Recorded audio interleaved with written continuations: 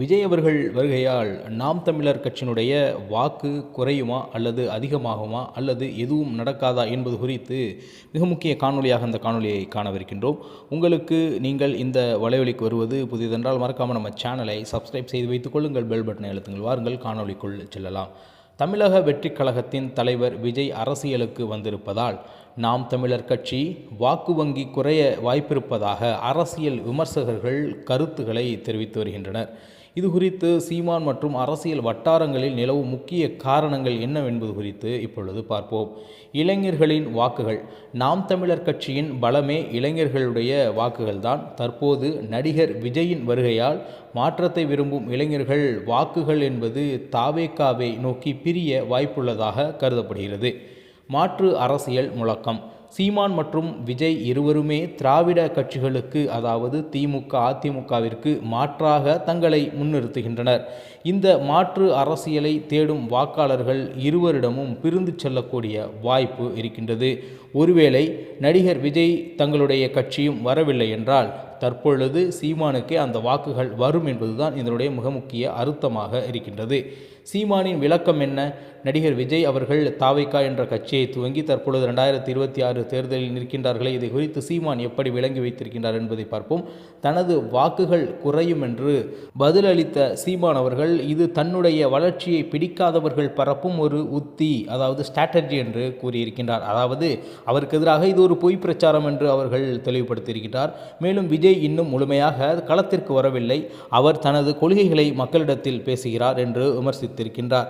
மேலும் சமீபத்திய விமர்சனங்கள் 2026 சட்டமன்ற தேர்தலில் விஜய் 2 தொகுதிகளில் போட்டியிடுவது குறித்து விமர்சித்துள்ள சீமான் அவர்கள் இது விஜய்க்கு தன் மீது நம்பிக்கை இல்லாததை காட்டுகிறது என்று அவர் சரமாரியாக குற்றம் சாட்டியிருக்கின்றார். மேலும் கொள்கை வேறுபாடு. சீமான் தமிழ் தேசியத்தை பேசுகிறார், ஆனால் விஜய் மதச்சார்பற்ற மற்றும் அனைவரையும் உள்ளடக்கிய அரசியலை பேசுவதை குறிப்பிடுகிறார். இந்த கொள்கை ரீதியான வேறுபாடு வாக்காளர்களை தனித்தனியாக பிரிக்கலாம் என ஆய்வுகள் தெரிவிக்கின்றன. இதன்படி பார்த்தால் வாக்காளர்கள் தமிழ் தேசியத்தை விரும்புகிறார்கள் என்றால் நிச்சயமாக சீமானுக்குத்தான் வாக்கு செலுத்துவார்கள் என்பதை தெரிந்து கொள்ளலாம். அல்லது இரண்டாம் கட்டமாக சில நபர்கள் சீமானுக்கு வாக்கு செலுத்தலாமா அல்லது இதைவிட நல்ல சக்தி வருமா என்ற எண்ணத்தில் இருப்பவர்கள் அதிகபட்சமானோர் விஜய் அவர்களுக்கு வாக்கு செலுத்துவார்கள் என்பதில் மாற்று கருத்தே இல்லை. சுருக்கமாக சொல்லப்போனால் மாற்றத்தை விரும்பும் பொதுவான வாக்காளர்கள் மற்றும் இளைஞர்களிடையே விஜயின் வருகை ஒரு தாக்கத்தை ஏற்படுத்தி இருக்கின்றது என்றுதான் ஒற்றுக்கொண்டுதான் ஆக வேண்டும். சீமானின் வாக்கு வங்கி சில மாற்றங்கள் ஏற்பட வாய்ப்புள்ளதாக அரசியல் நோக்கர்கள் தெரிவிக்கும் கருத்து உண்மைதான். சரி, நாம் தமிழர் கட்சியின் வாக்கு சதவிகிதம் உயர்வதற்கான சாத்தியங்கள் இருக்கின்றதா என்பது குறித்து பார்ப்போம். நாம் தமிழர் கட்சி வாக்கு வங்கி 2016இல் 1.6%, 2021இல் 6.89% மற்றும் 2024இல் நாடாளுமன்ற தேர்தலில் 8.2% என பெற்று அங்கீகரிக்கப்பட்ட மாநில கட்சியாக உருவெடுத்தார்கள். ஆனால் இது அத்தனை தேர்தல்களிலும் சீமான் அவர்கள் தனித்துதான் போட்டியிட்டார். விஜய் அவர்கள் போட்டியிடவில்லை. மாறாக 2026 சட்டமன்ற தேர்தலில் தான் விஜய் அவர்கள் போட்டியிடுகின்றார்.